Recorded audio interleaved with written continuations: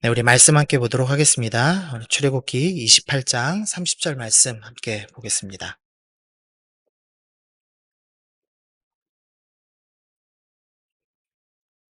출애굽기 28장 30절. 우리 한 절밖에 없으니까요. 우리 한 목소리로 우리 같이 읽겠습니다. 시작. 너는 우림과 둠밈을 판결 흉패 안에 넣어 아론이 여호와 앞에 들어갈 때 그의 가슴에 붙이게 하라. 아론은 여호와 앞에서 이스라엘 자손의 흉패를 항상 그의 가슴에 붙일지니라. 아멘. 네, 오늘은 우림과 둠밈에 대해서 우리 좀 보려고 합니다. 어, 네, PPT를 좀 띄워주시면 감사하겠습니다. 네. 음, 네.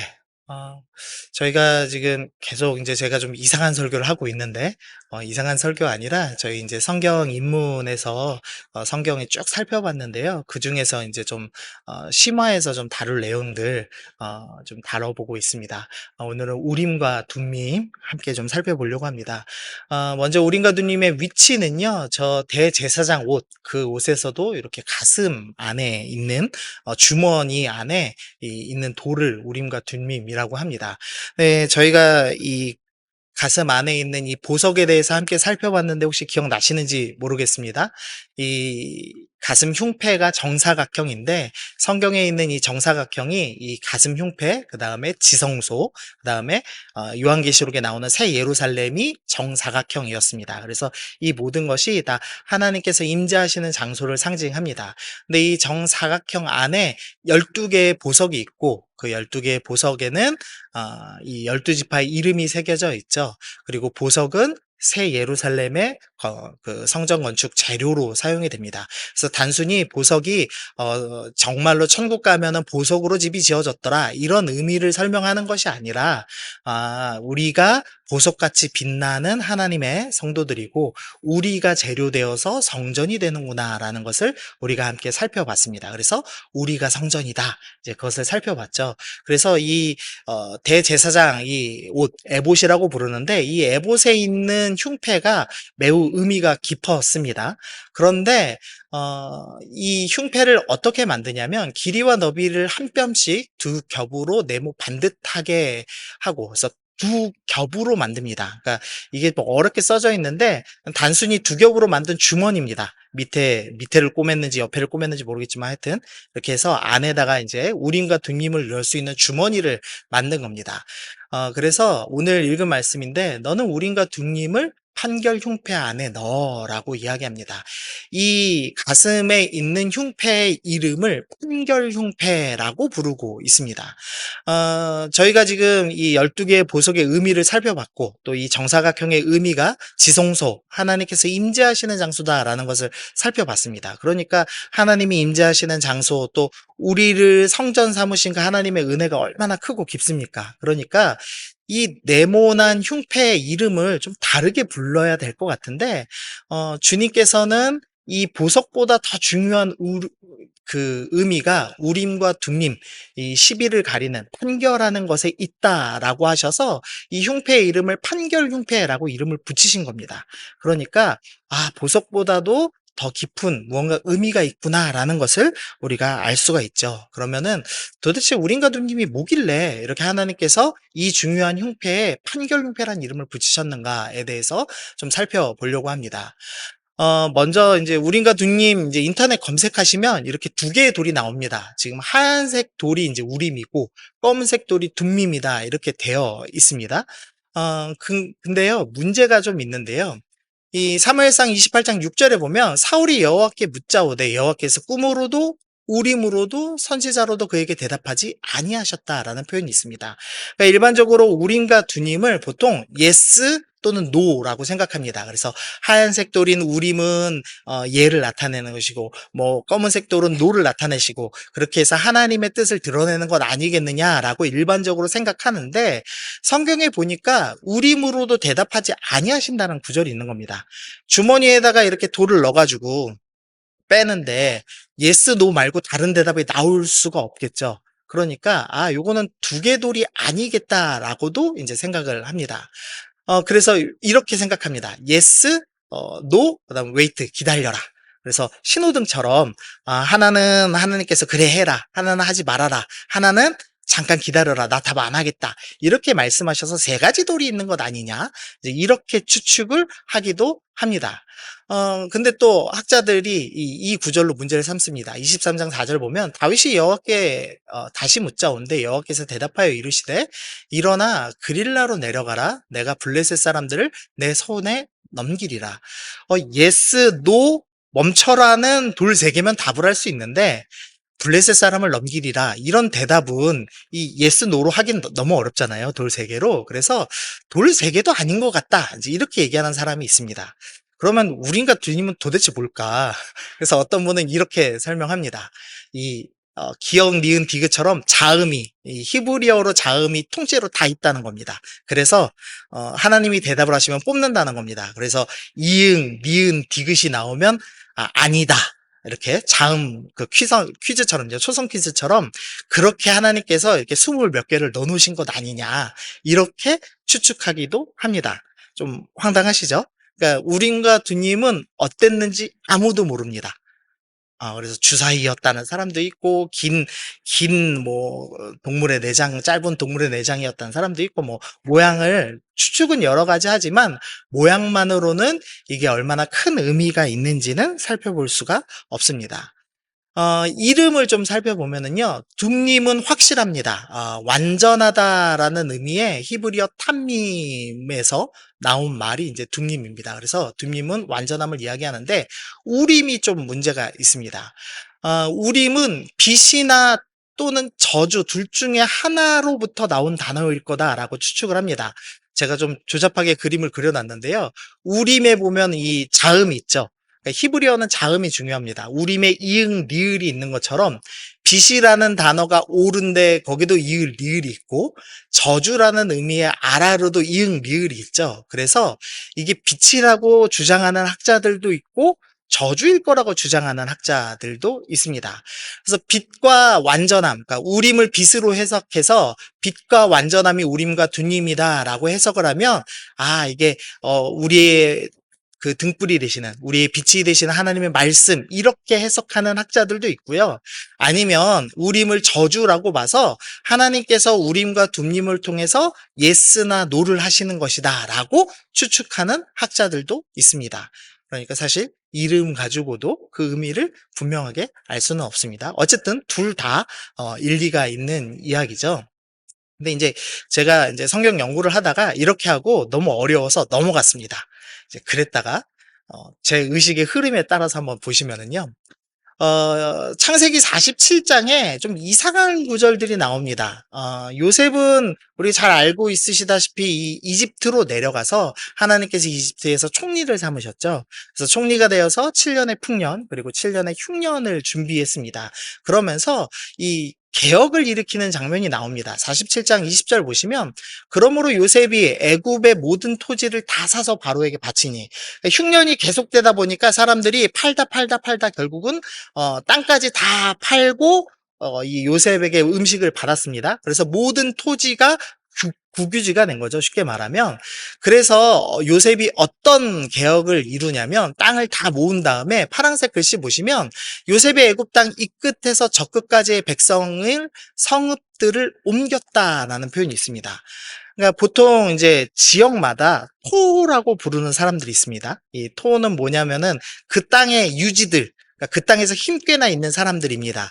근데 지금 요셉이 기근 때문에 모든 이 부자들의 땅을 다 뺏었죠. 그래서 이 김해 땅에 최씨 부자가 힘을 갖고 있다던데, 이 최씨 부자는 서울로 옮기고, 서울에 김씨 부자가 힘이 있다던데 그 사람은 김해로 옮겨서 이 지역에 있는 유지들이 힘을 쓰는 게 아니라 이 바로가 온전히 나라를 다스릴 수 있도록 권력 제도를 개편하고 있는 장면입니다. 그러니까 단순한 개혁이 아닌 거죠. 요셉이 지금 이집트 전체를 아주 효율적으로, 그리고 백성들이 편하게 살 수 있도록, 또 바로의 권력이 잘 땅끝까지 펼칠 수 있도록 개혁을 하고 있습니다. 그런데 이제 22절 녹색 구절 보시면은요, 제사장들의 토지는 사지 않았다. 사지 못했습니다. 왜냐하면 제사장은 바로에게 녹을 받기 때문입니다. 또 26절 보시면 애굽이 토지법을 세움에 그 5분의 1을 바로에게 상납하지만 제사장의 토지는 바로의 소유가 되지 아니하여 오늘까지 이르렀다라고 합니다.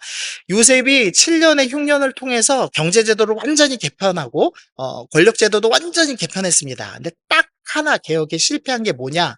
제사장들, 종교 권력은 변화시키지 못했다라는 기록이 있는 겁니다. 좀 흥미로운 구절이죠. 그리고 나서 이제 이것도 이상하네 하고 이제 제가 지나갔습니다. 그랬다가 이 반기독교들이 이제 주장하는 글을 하나 봤습니다.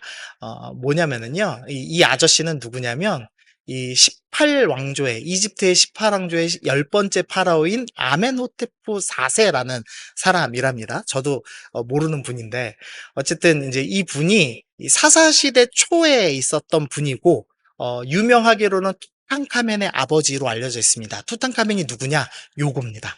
요 투탕카멘 유명하죠? 이 투탕카멘의 무덤에서 요 투탕카멘의 이 가면 같은 게 이제 발견되면서 이집트 문명이 대단하다. 이제 이런 게 드러났죠. 근데 요 투탕카멘의 아버지로 유명한 사람인데 이분이 어디서 등장하냐면은요. 이 연배가 40대 이상인 분들은 그래도 한 번쯤 들어봤을 소설인데 람세스라는 소설 혹시 기억나십니까? 아마 끝까지 읽어보신 분은 드물겠지만 5권이나 되고 되게 두껍거든요. 근데 이제 거기에 보면은 어떤 내용이 있냐면 이 아멘호테프 4세가 이집트에서 유일신으로 한 신을 섬기기로 결정합니다. 그리고 종교개혁을 일으키거든요. 근데 그걸 보고 모세가 흉내내서 뭐 이렇게 나간 거다. 이런 식의 이제 스토리가 소설에 있습니다. 근데 이제 이 소설을 보고, 모세가 진짜 그랬나 보다, 이제 생각을 해서 사람들이 그대로 믿어서 유튜브에 찾아보시면, 이 사람 때문에 모세가 영향받았다, 이런 얘기가 되게 많습니다. 근데, 연대가, 한참 뒤입니다. 모세보다. 그래서 이제 진짜는 아니고 소설적인 상상인데요. 어쨌든 이제 이 사람이 어떤 일을 했냐면, 테베라는 이 도시에 아몬이라는 신을 섬기는 사제들이 있었습니다. 원래 이 아몬이라는 신은 이 바람의 신이면서 나중에는 이제 태양의 신이 되는 아주 절대 권력을 가진 무리들이었습니다. 그러니까 이 애굽의 요셉이 개혁을 이룬 뒤에 이 제사장들은 힘을 그대로 유지하고 있었기 때문에 결국 제사장 권력에 의해서 이 바로의 권력이 흔들리는 일들이 계속 일어납니다. 그래서 이 종교 권력이 이 파라오를 막 내렸다가 올렸다가 하는 일들이 이제 이집트에서 계속 진행이 됩니다. 그래서 이 왕이 어떻게 하면 종교 권력에 안 휘두르릴 것인가? 이제 그걸 고민하다가 니네가 섬기는 아몬신 안 섬겨. 그거는 다 없는 신이야. 아톤이라는 신만 유일한 신이야 라고 지정을 하고 그다음에 자기 이름도 아톤에게 이로운 자라는 뜻으로 아케나돈이라고 개명을 하고 또 수도도 테베가 아니라 다른 지역으로 옮겨서 이 종교 권력이 정치 권력을 이길 수 없도록 이 종교 개혁을 시도합니다. 그러나 이제 이 사람 사후에 완전히 이제 실패를 하고 이 사람은 이제 거의 역사에서 이름이 삭제되다시피 되는 그런 이제 왕이 됩니다. 그래서 뭐 사족을 좀 하나 달면은 그래서 이름 없는 파라오라는 그런 별칭을 갖고 있고요. 이제 여러분들 모르시겠지만 유이왕이라는 카드 게임 있습니다. 애들 만화 거기에 나오는 유이왕이 요 사람입니다. 네, 네. 예, 감사합니다. 유이왕을 다 아시는군요. 네, 예. 어쨌든 그래서 제가 이걸 보면서 뭘 느꼈냐면, 그렇지. 고대에는 당연히 종교 세력이, 정치 권력을, 누를 만큼 강력했구나라는 것을 이제 좀 배웠습니다. 그리고 나서 공부를 좀 더 해봤더니, 이제 이 제사장들이 어떤 일을 하냐면은요, 이제 신탁이라고 부르죠. 신의 뜻을 대언합니다. 근데 이제 어떤 방법으로 대언하냐? 보통은 이제 동물을 죽이고 간을 뺍니다. 그래서 간을 갈라가지고 이제 색깔 같은 걸 보면서 이 지금 늑대를 죽여서 늑대의 간을 봤더니 푸른색이 있는 걸 봤을 때 왕이 이렇게 푸르청청 잘 살게 될 것이며 뭐 이런 식으로 이제 해석을 해내는 거죠. 이제 그런 이제 모습이 이 에스겔서 21장 21절에도 보면은 이 바벨론 왕이 이 갈래길 곧 두길 어귀에 서서 점을 치되 하면서 희생 제물의 간을 살펴서 점을 치고 전쟁을 하려고 한다. 뭐 이런 이제 스토리들이 이제 좀 묻어 나옵니다. 그러니까 간을 보고 제사장이 해석했다라는 이제 내용이 내용이 성경에도 좀 들어가 있습니다. 또 제사장들이 이제 점치던 방법이 하나 더 있는데요. 물로 이제 이 점을 치는 겁니다. 뭐냐면 그릇에다가 이제 물을 넣어 놓습니다. 그다음에 기름을 똑 떨어뜨립니다. 그러면 사진이 잘 보이실지 모르겠는데 기름때가 왜 이렇게 무지개 나듯이 쫙 퍼지잖아요. 그러면 이제 그 모양을 보고 이제 제사장들이 야, 이 모양을 볼 때 지금 왕께서 추진하시는 일은 안 될 것 같습니다. 될 것 같습니다. 뭐 이렇게 해석하는 겁니다. 성경에도 그게 좀 나오는데요. 이 창세기 44장에 보면은 이 요셉이 형들 시험하는 장면이죠. 거기서 요셉의 은잔을 이 베냐민의 자루에다 집어넣죠. 그러면서 5절에서 이는 내 주인이 가지고 마시며 늘 점치는 데 쓰는 것이 아니냐, 이런 구절이 있습니다. 그래서 은잔이 점치는 데 쓴다는 게 무슨 의미냐? 그게 바로 이 물에다가 기름 떨치는 그 은잔을 의미하는 겁니다. 그래서 제사장들이 이렇게 신의 메시지를 듣고 중요한 것은 해석을 했다는데 의미가 있는 겁니다. 성경에 또 이제 창세기 14장 7절에도 엔미스바라는 뭐 생소한 지명이지만 재판의 샘이라는 뜻을 갖고 있거든요. 그래서 요 물도 아마도 물 신탁하는 데 사용됐던 샘이라고 이제 추측을 합니다. 어쨌든 뭐 요런 좀 증거가 있습니다. 요분 누군지 아시나요? 아, 예. 예. 드라마 보신 분들은 딱 아시네요. 미실입니다. 미실. 선덕여왕에서 이 배우 이름이 예, 고현정 씨가 이제 미실이라는 역할을 하는데, 이 미실이 어떻게 권력을 장악하냐면 이렇게 쉽게 말하면 점치고 해석하는 걸로 장악을 합니다.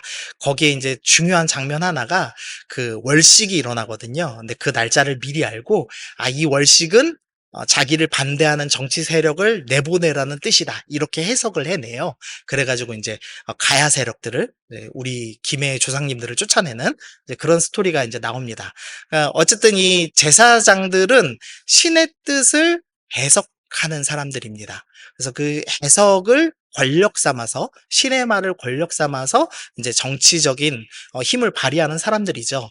그러니까 여기까지 이제 제가 공부를 하고 나서 그런 이제 의문이 든 거예요.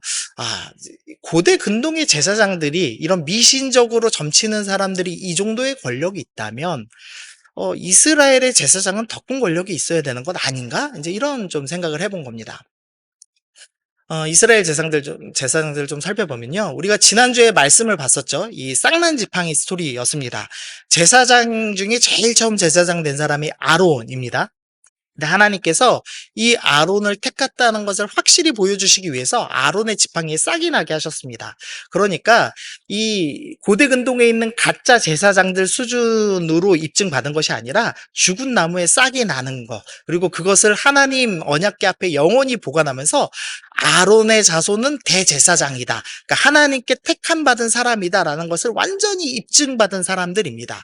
그러니까 상식적으로는 이 사람들은 막강한 권력을 휘둘러야 하는 사람들인 겁니다. 이 이스라엘 제사장들은요, 제사 전체를 주관합니다. 이 레위기 보면은 아론의 제사장들이 피를 가져다가 뿌리고, 또 7절 보면은 아론의 자손들이 제사 위에다 불을 붙이고, 또 8절에는 아론의 자손들이 이 제물들을 하나님 앞에 불태우는 그 역할을 다 하거든요. 그러니까 모든 제사를 주관하는데 핵심적인 역할을 하는 사람들입니다. 두 번째로 이 제사장들은 성소 전체를 관리합니다. 성소는 아무나 못 들어가죠. 아론 제사 아닌 다른 사람은 분향도 할 수 없습니다. 그러니까 종교 전체를 책임지는 이 사람들이 아론의 후손들이었습니다. 근데 거기서 그치지 않습니다. 역대하 15장에 보니까 가르치는 제사장도 없고 율법도 없다. 이 무슨 의미냐면 제사장의 역할 중에 하나가 율법을 가르치는 것이었다고 이야기하는 겁니다. 종교 권력도 갖고 있는데 교육도 합니다. 더 큰 권력이 있습니다. 재판도 합니다. 신명기 17장 보니까 레위 사람 제사장과 당시 재판관들이 판결한다. 근데 이게 실제로 역대하 19장에서 여호사밧 때, 그러니까 남유다 왕 때도 계속 재판하고 있었다라는 것을 보여줍니다. 그리고 거기서 끝나지 않고 역대하 19장에 보니까 레위 사람들은 너희 앞에서 관리가 되리라, 그래서 행정도 맡고 있었다라는 것이 드러나고요. 마지막으로 레위기 14장에 보니까 제사장들은 진영에 나가서 진찰하고 병이 있는지 없는지, 병이 나았는지 안 나았는지 판단하는 역할도 한다라고 이야기를 합니다. 그래서 이스라엘의 제사장들이 무려 이렇게 나열하면 이렇게 많은 일을 합니다.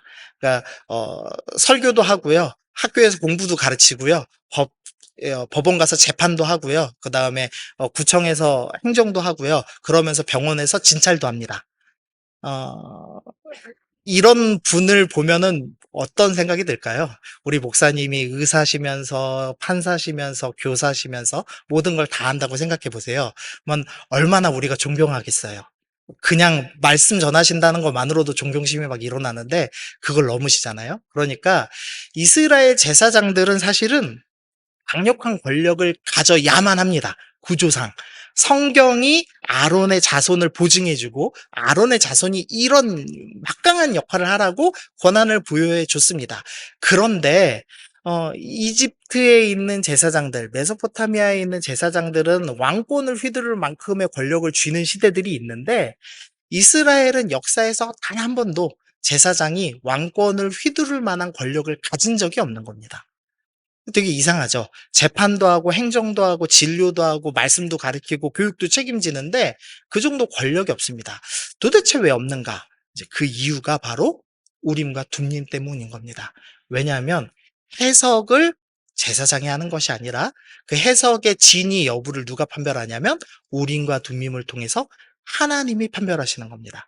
그래서 제사장의 말은 하나님 말이 아닐 수도 있다. 그리고 그 말의 진위는 오직 하나님만 판단하신다. 그래서 해석의 최종 권위가 하나님께 있다라는 것을 보여주는 것이 우림과 둠밈인 거죠. 그래서 우림과 둠밈이 우리가 생각하는 것보다 하나님께서 주신 대단한 안전망이라는 것을 좀 알 수가 있죠. 그럼 이제 우림과 둠밈의 실제로 어떻게 쓰였나 예를 좀 한번 살펴보겠습니다. 우리나라 지도가 있는데요. 여러분이 만약에 이스라엘 백성들이 가나안 땅을 정복한 것처럼 우리나라를 정복한다고 해보시죠. 그러면은 이제 12지파처럼 이제 12다락방이 분배를 받을 겁니다. 그러면은 여러분이 순장이시라면 어느 땅을 분배받고 싶으십니까? 혹시 함경북도 받고 싶으신 분? 북도. 북도는 우리 땅인데 안 받으실래요? 그럼 나는 서울 필요 없다. 서울에 강남 받겠다 하시는 분. 예. 강남 받고 싶으시죠? 한 동을 받더라도 그거 말고 아파트 한 채만이라도 받더라도 예, 서울이 훨씬 낫죠. 마찬가지로 이 가나안 땅도 더 좋은 땅이 있고 덜 좋은 땅이 있습니다. 그러면 이제 지파들이 정복을 하러 오면은 지파들끼리 내가 이 땅 가질 거야, 저 땅 가질 거야 하면서 아마 싸웠을 겁니다. 이 이스라엘 지도의 보라색 땅들이 다 평야입니다. 잘 먹고 잘 사는 땅입니다. 그 중에서도 이스라엘 평야, 또 이제 샤롬 평야 이런 건 이제 유명한 평야죠. 그러니까 누가 이 이스라엘 평야를 먹냐, 샤롬 평야를 먹나를 놓고 아마 치열하게 다툼을 했어야 할 겁니다. 근데 이때 어떻게 하냐? 하나님께서 어떻게 명하시냐면 제사장 엘르아살과 눈의 아들 여호수아와 이스라엘 자손의 지파의 족장들이 실로에 있는 회막문 여호와 앞에서 제비 뽑아서 나눕니다. 우림과 둠림으로 이 땅은 누구에게 줬다라는 것을 분별해서 주님께서 주신 대로 나눠 갖기로 결정을 합니다. 그래서 이 욕망이 결정권을 못 갖게 만드는 겁니다. 이게 하나님 뜻이야, 저게 하나님 뜻이야 라고 서로 주장할 수 없도록 하나님께서 정해 주시는 겁니다. 우리가 우리의 욕망이 시키는 대로 하죠. 나는 좋은 차를 갖고 싶어. 그러면은 차를 가지려고 카탈로그를 보고 적금을 모으고 욕망을 위해서 내 모든 시간을 희생해서 뭔가 결정을 하잖아요. 근데 이스라엘에서는 이런 중요한 결정, 특별히 욕망이 충돌되는 결정이 있다면 하나님께서 네가 결정하지 마라. 우림과 둠림으로 판결해라 라고 말씀을 하신 겁니다. 두 번째 예입니다. 사도를 선출하는 장면입니다. 사도행전 1장 8절에 보면 오직 성령이 너희에게 임하시면 너희가 권능을 받고 하면서 쭉 나오죠. 그러면서 9절 예수님께서 이 말씀을 마치십니다. 그리고 그들이 보는데 올려져 가시니 구름이 그를 가리어 보이지 않게 하더라 라는 9절입니다. 아마 이 1장 8절 보시면 다들 막 이렇게 사명 우리는 예루살렘과 온 유대와 사마리아 땅끝까지 복음을 전하는 백성이야. 이것에만 좀 집중하실 텐데요. 9절까지 잘 보면은 이게 되게 좀 제자들의 입장에서 슬픈 본문입니다. 왜냐하면 예수님이 지금 승천하셨습니다. 그리고 성령님 오실 거야 라고 하면서 승천했습니다. 그러니까 지금 제자들 옆에는 예수님도 없고 성령님도 없는 상황이 연출된 겁니다. 아무도 없는, 우리를 지도해 줄 분이 아무도 없는 이 아주 위험한 상태에 놓인 거죠. 지금 거기다가 예수님께서 뭐라고 말씀하셨냐면 너희는 성령이 임할 때까지 예루살렘 떠나지 말아라 라고 말씀하셨습니다. 근데 문제는 예루살렘이 어떤 도시냐? 예수님을 죽인 바리새파와 사두개파 사람들이 호시탐탐 이 눈빛, 눈초리를 가지고 지금 제자들 잡으려고 하는 도시죠. 위험한 도시입니다. 언제 잡혀서 나도 예수님처럼 죽을지 모르는 그런 도시입니다. 근데 예수님께서 그런 위험한 도시에 남겨두시면서 본인도 가시고 성령님도 보내시지 않는 이 위험한 상태에 처해 있는 겁니다. 근데 이때 이 사도 베드로가 이 시편을 해석합니다. 사도행전 1장 20편에 시편에 기록되었으되라고 하면서 이 시편 105편 말씀을 이제 인용하면서 지금 뭐 해야 되느냐? 이 가룟 유다의 직분을, 가룟 유다가 이 12사도에 이제 낄 수 없게 나갔기 때문에 새로운 사람을 세워야 된다라는 것을 말씀을 통해 깨달았습니다. 지금 위기의 순간에 새로운 리더 한 명을 충원하는 겁니다. 여러분이라면은 어떤 사람 세우시겠습니까? 지금 한 명이 배신해서 나갔습니다. 돈 때문에 욕심 부리다가 배신해서 나갔습니다. 그리고 새로운 한 명 세워야 됩니다. 여러분이 리더라면 이 예수님도 없고 성령님도 안 계시고 지금 예루살렘에 나 죽이려고 하는 사람들 천지 빼가리인 이때에 누구 세우고 싶으십니까? 저는 1번으로 마동석이 생각나더라고요. 일단 좀 살아야죠. 그래서 좀 제일 등치 좋은 놈을 세우면 어떨까 이런 생각했습니다. 또 하나는 정치적인 언변이 뛰어난 사람을 세우면 어떨까라는 생각도 해봤습니다. 왜냐하면 이 11 제자는 전부 갈릴리 출신입니다. 그러니까 이 공부를 제대로 안 한 사람들이죠. 그래서 정치적인 메시지를 띠려면 좀 똑똑한 사람 세워야지 이런 생각도 해볼 수 있습니다. 아니면은 가룟 유다가 돈 때문에 문제 생겼기 때문에 돈을 철저하게 관리할 수 있는 사람을 세우자 이제 이렇게 주장할 수도 있을 겁니다. 지금 제자들은 두렵습니다. 두렵기 때문에 뭔가 결정해야 될 순간이 있으면 두려움에 사로잡혀서 뭔가 결정할 수밖에 없죠. 그런데 그때 이제 어떻게 하냐면 제비뽑기를 하기로 결정을 하고 있는 겁니다. 일단은 기준은 세웁니다. 예수님을 처음부터 따라다녔던 사람, 그래서 예수님의 부활을 증인할 수 있는 최소한의 기준을 세워서 두 사람이 이제 선출됐습니다. 하나는 바사바라고도 하고 별명이 유수도라고 하는 요셉이고 하나는 mattia입니다. 둘 중에 누가 더 중요한 사람일까요? 예. 보통 순서가 앞에 있는 사람이 중요한 사람입니다. 그래서 요셉이 더 중요합니다. 근데 요셉은 그냥 중요한 사람이 아니고요. 별명이 두 개나 있습니다. 바사바는 안식일의 아들이라는 뜻으로 아람어, 당시 이스라엘 사람들이 쓰는 언어의 이름이고요. 유스도는 헬라어, 그리스어 이름입니다. 그러니까 두 가지 언어로 별명을 다 갖고 있는 사람입니다. 그러니까 이후에 사도행전에서 어떤 일이 있냐면 유대파와 헬라파 사람들이 구제 문제로 다툼이 일어나서 집사들 뽑는 스토리가 나오죠. 그러니까 이 공동체는 이 유대인들 출신 그리고 해외에서 온 디아스포라 유대인들의 이 두 부류가 있는데 두 부류에게 모두 사랑받아서 별명이 붙은 요셉이라는 꽤 괜찮은 사람이 후보로 한 명 섰습니다. 그리고 한 명은 마띠아입니다. 마띠아는 별명도 없고 설명도 없습니다. 매력 없는 사람입니다. 인기 없는 사람입니다. 그러면 이 위기의 순간에 모든 사람에게 사랑받는 요셉과 별명조차 붙지 않은 이 인지도 없는 마띠아와 누구를 뽑아야 합니까? 요셉을 뽑는 게 정상이죠. 근데 이때 제자들이 자신들이 두려움에 휘둘리지 않기 위해서 우림과 둠밈을 뽑듯이 제비뽑기로 하기로 결정을 한 겁니다. 그래서 제비를 뽑았는데 자신의 뜻과는 전혀 다른, 공동체의 뜻과는 전혀 다른 마띠아가 뽑혔습니다. 그랬는데 기뻐하며 마띠아를 11사도의 수혜, 그래서 12번째 사도로 선정을 하죠. 그래서 이 우림과 둠밈, 이 제비뽑기를 통해서 두려움이 결정권을 갖지 않도록 하는 것이 바로 이 제비뽑기의 예입니다. 그래서 적용을 좀 해보면 일단은 뭐 지금도 제비뽑기를 해야 하느냐? 지금 제비뽑기 할 필요 없습니다. 왜냐하면은 사도 마띠아 선출 위에는 제비뽑기가 시행되지 않았죠. 이것은 우림과 둠밈을 뽑는 건 구약의 방법이고 또 성령께서 강림하시기 전, 그러니까 우리 안에 내주하시며 말씀하시며 분별하게 하시기 전의 상태이고 또한 신약 성경까지 아직 성경이 완성되지 않았기 때문에 하나님께서 일시적으로 허락하신 것입니다. 그러니까 제비뽑기 하자라는 적용은 틀린 겁니다. 그럼 어떤 적용을 해야 하냐? 아, 욕망과 두려움이 우리를 지배하지 않도록 해야 한다라는 교훈입니다. 이 가슴 흉패에 이 지성소의 백성들이 함께 모여 산다는 놀라운 의미가 있는 이 보석판보다 중요한 것은 뭐냐? 이 백성들은 자기가 결정권을 가진 사람들이 아니라 우림과 둠님, 하나님의 말씀으로 결정하는 사람들입니다라는 의미를 갖고 있는 겁니다. 우리가 하나님 백성이다라는 것보다 더 중요한 건 우리가 하나님 말씀에 순종하는 사람들이라는 겁니다. 그러니까 단순히 우리의 혈통이 우리가 교회를 다니니까 우리가 중요합니다가 아니라 우리가 하나님 말씀에 따라서 내 욕망이 아무리 소리치더라도 내 두려움이 아무리 소리치더라도 나는 하나님 말씀대로 결정하며 살겠다. 하나님 말씀에 순종하며 살겠다. 내가 주인 되는 것이 아니라 말씀이 나의 주인 되고 하나님이 나의 주인 되는 삶을 살겠다. 그런 사람이 진짜 하나님의 백성이다라는 것이 이 우림과 둠님이 우리에게 주는 교훈이라고 할 수가 있겠습니다.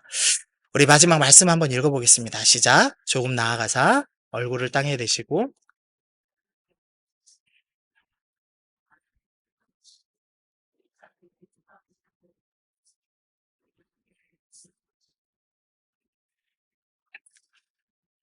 지금 예수님께서 대제사장으로 이 땅에 오셔서 이제 십자가에 달리기 직전의 상황입니다.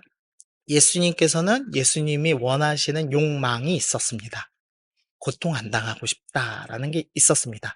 두려움이 있었습니다. 고통 안 당하고 싶다라는 게 있었습니다. 그러나 욕망과 두려움이 나를 지배하지 않도록, 나의 모든 결정권을 빼앗지 않도록 하나님 내 원대로 마옵시고 아버지 원대로 하옵소서 기도하시고 하나님의 뜻대로 살아가셨습니다.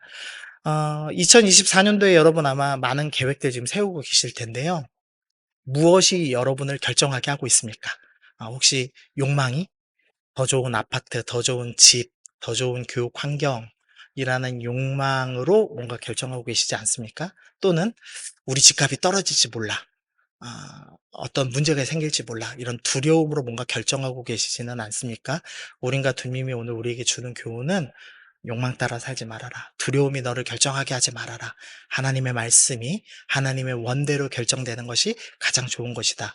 네가 원하는 요셉이 뽑히지 않고 네가 원치 않는 마띠아가 뽑힐지라도 하나님이 원하신다면 그것이 가장 선한 뜻이다. 너는 하나님을 신뢰해라. 하나님의 백성은 하나님이 시비 가려주신 대로 하나님이 판결하신 대로 신뢰하며 따르는 사람이 하나님의 백성이다 라고 말씀하고 계십니다. 그래서 2024년도에 하나님 내가 다른 것 아니라 주님 말씀 붙잡고 순종하며 하나님 뜻대로 결정하며 살겠습니다. 욕망과 두려움에 사로잡히지 않겠습니다. 그렇게 결단하시는 여러분들 되시기를 소원합니다.